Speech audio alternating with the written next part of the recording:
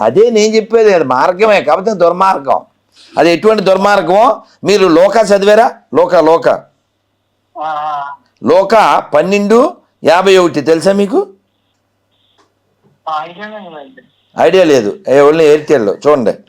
నేను భూమి మీదకి అగ్ని వేయవచ్చి తిని, విరోధం పెట్టవచ్చు తిని. ఏమిటి అదేంటి సార్?